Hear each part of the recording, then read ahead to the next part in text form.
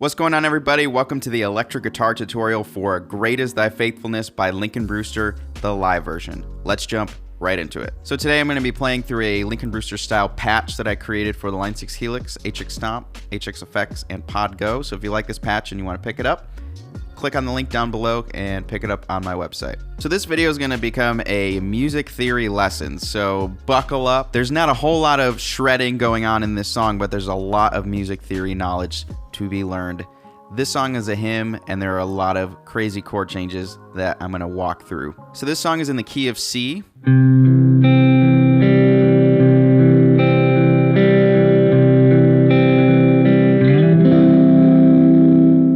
That first chord is just a traditional C chord.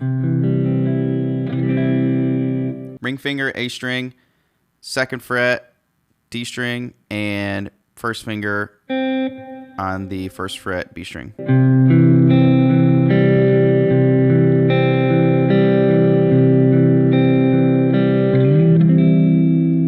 So that is going to be a slide with your ring finger to the 7th fret, A string, and barring your D string, G string, and B string on the 5th fret. With your first finger.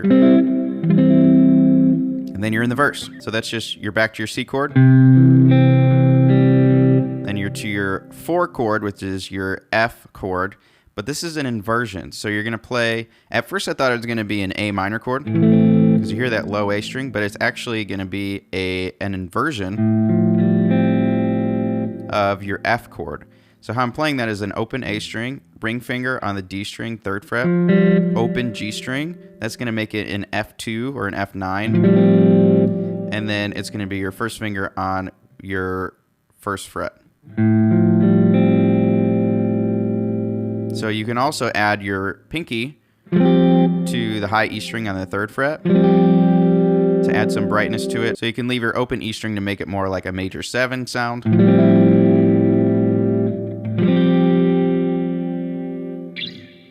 So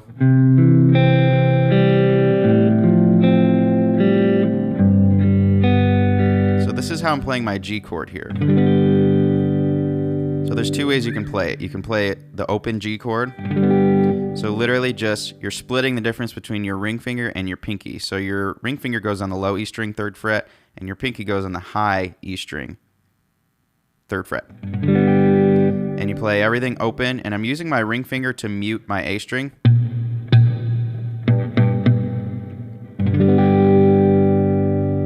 So you can play it that way, or you can play a G sus, which is you're keeping your first finger on the 1st fret B string. You can even do pull-offs with it. But for the first time, he plays it all open.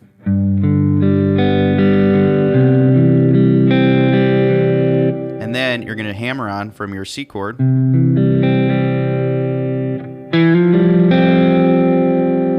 Notice how that happened there?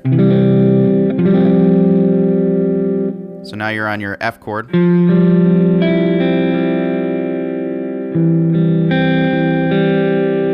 So then it resolves back down to your C chord. You can either play a full C chord, or you can just resolve that note there.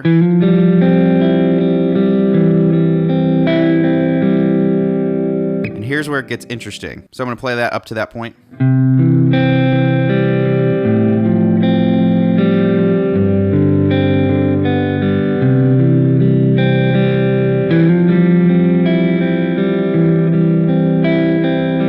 So up to that point, you're all in the key of C, and what's really different, really unique, really cool about hymns, sometimes you'll hear the melody change, something changes there. The chords change, and it doesn't sound like it's in the key, but there's some sort of, I could go off on a whole tangent about, music is just expressing emotion, and you can feel something shift in there when there's a key, when there's a chord, or a series of notes that are not in the key, but it does something to the song to either lift it or darken it. So this is what happens.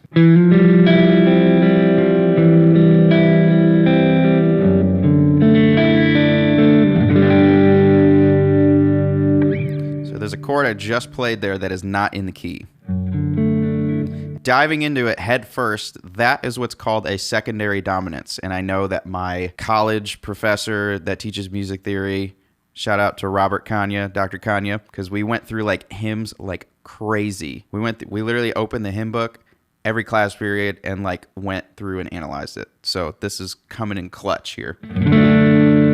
This is a secondary dominant. So this is going to be the dominant or the 5 chord. I may be losing some people, but if you take a key and you assign each chord within that key a number, Nashville number system, this is a 5 chord of the key that you're going into. This chord right here is a D chord.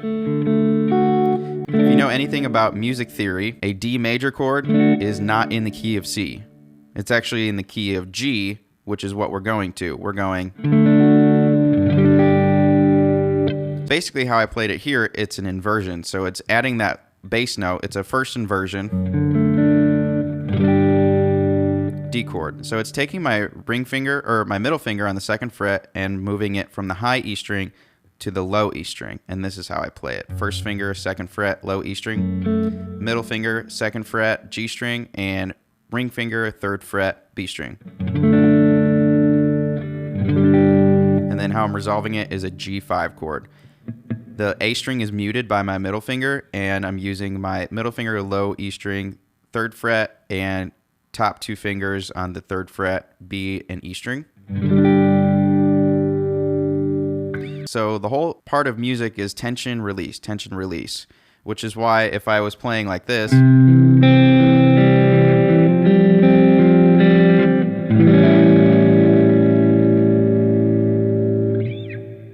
I just ended the song, that is unresolved. There's a lot of tension in that chord, and it's weird. Like, I could play that, and you would be waiting forever and ever and ever for that chord to resolve. A way that you can cause tension is you can either play the dominant or the 5 chord of the key that you want to go to, or play the 7th chord, which is a diminished chord, into the key that you want to go into. So those are 2 ways that you can cause the most tension to pull you to a brand new key. And so what secondary dominances are is not necessarily pulling you to a new key. That would be modulation. We're just going there for a brief second and coming back. That's what's happening here.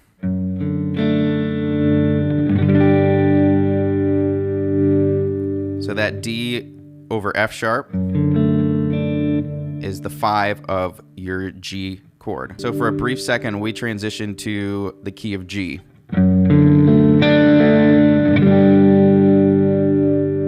Except we're going back, because here's the next chord. The way that I play that is actually, I'm not sure exactly how he's playing it, but I think this is the best way to play it. So it's actually you're gonna keep your top 2 fingers on your 3rd fret, and you're gonna move your bass note on the low E string from the 3rd fret to the 1st fret. And that's really a G7, but it's inverted. Instead of your 7 note being on the high E string, it's on the low E string. So that's actually another secondary dominant. Because your G chord is the 5 chord, your dominant of the key of C. Because when I play this, it makes you want to go here. We're back to the key of C.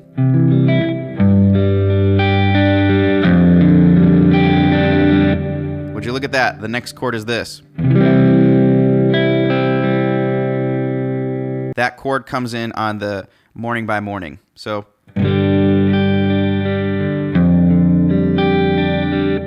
it's morning by morning. So it's morning by morning. And then you're into another secondary dominance. Then you're going to play that again. So it's your D chord with the sus, adding your pinky to the 3rd fret. G. Then you're going to play that again. And that's where it comes in on the all I have needed thy. And then you're going to go to another secondary dominant. New mercies I see. and then you go, all I have needed thy, and then this, on thy hand hath provided, you go. So that's actually a minor 5. Taking your G chord, which is your G major, and you're making it minor.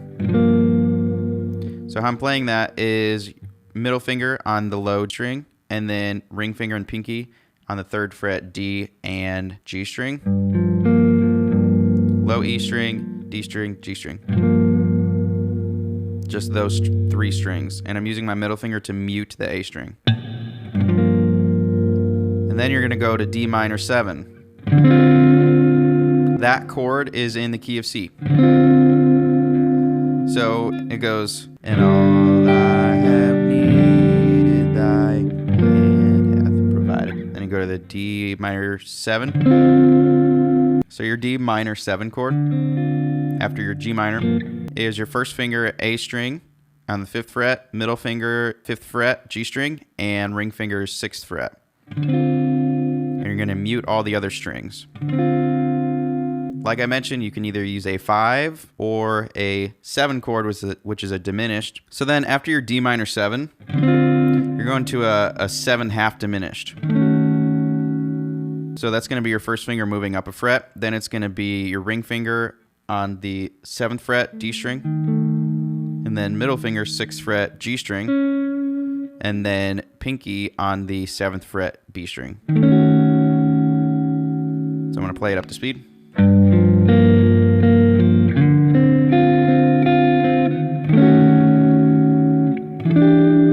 Then your next chord is an E minor 7. So it's going to be that same chord that you played for your D minor, only it's going to be shifted to the 7th fret. So it goes.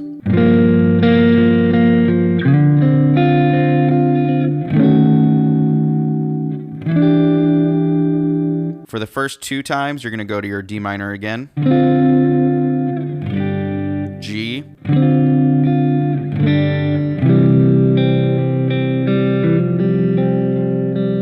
so then after you go to your C, you just resolved there.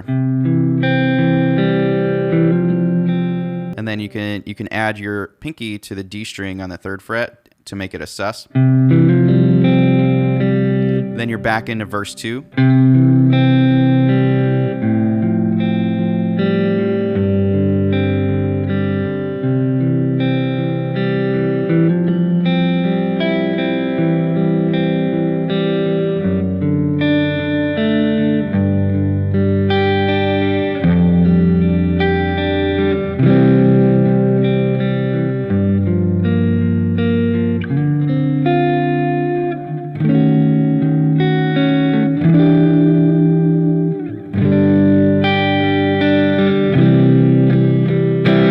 Then you get in the chorus. So then it's great is thy faithfulness. Great is thy faithfulness. And then you switch again. This is a secondary dominance where it sounds weird. You go to an A major, which is just barring your D string, G string, and B string, and open A string. And then you go to your D minor 7. So then this is a fast walk down. Your G chord. To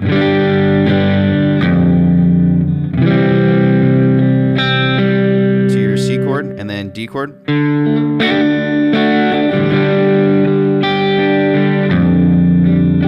your F, your G over F. To your minor 5, G minor.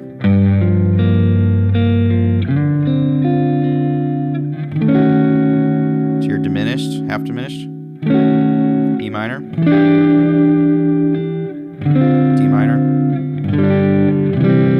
G, and then C. All right, now we're in the guitar solo. It sounds like this. So that goes 5th fret B string, and then you're going to go to the 6th fret B string. Middle finger, B string. And then this is going to be your 7th fret G string. And then you're going to hammer on again on those 2 notes.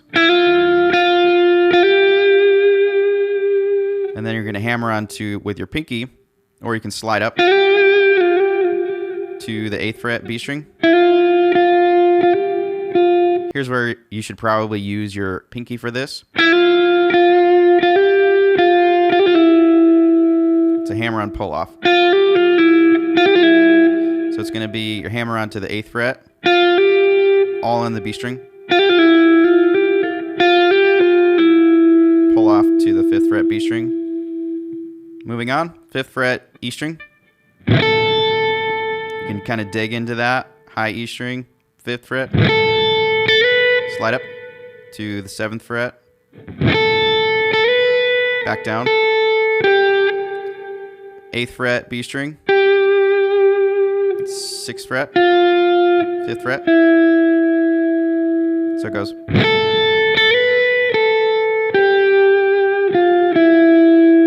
And then G string, 7th fret, 5th fret B string, hammer on. This is where the chord changes, and this is where your scale box changes. Hammer on to the 7th fret B string.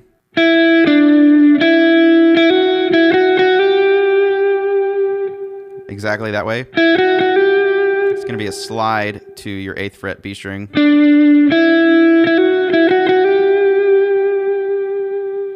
And then you're going to play that again. So it's 8th B string, and then now your E string, 5, 7, 8.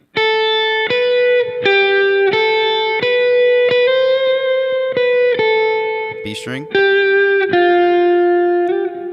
And then now you're resolved, you're back in the key of C. 6th fret B string. So that's 5, 5, 6, 7 G string. And then you're back to your high E string, 5th fret. 5, 7, 8. 8th fret B string. 5th fret B string. 6th fret B string. And then it's going to be a hammer on from your 5th fret G string to 7th fret. And I think he finishes it off with adding his pinky on the B string 8th fret. So I'm going to play that up to speed.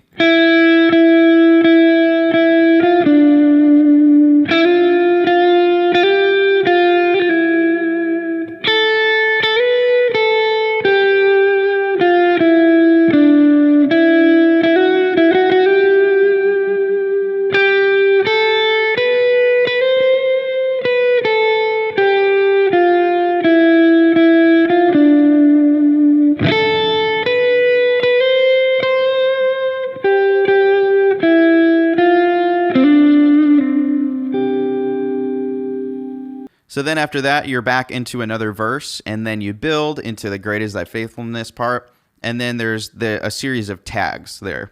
So it's just the same chords, it's just I'm going to go over that. So it goes.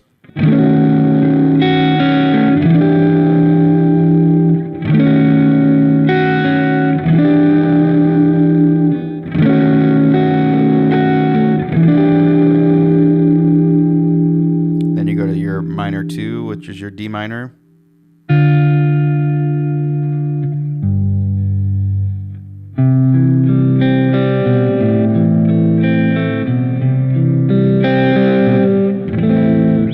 Into the next song. Well, thank you so much for watching this video. If you found this video helpful, hit the thumbs up button. If you're looking to go deeper in learning the electric guitar or acoustic guitar, feel free to sign up for my one-on-one Zoom lessons that I have available on my website. Link down below, and we'll see you in the next video.